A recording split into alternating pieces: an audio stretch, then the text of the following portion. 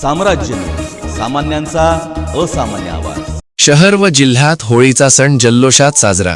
बालगोपाल आणि महिलांचा उत्स्फूर्त सहभाग। पारंपरिक पद्धतीने होळी दहन करून वाईट प्रवृत्तींचा नाश आणि चांगुलपणाच्या विजयाचा संदेश देण्यात आला। गुरुवारी सायंकाळी शहरातील विविध भागांमध्ये होळी दहनाचे आयोजन करण्यात आले।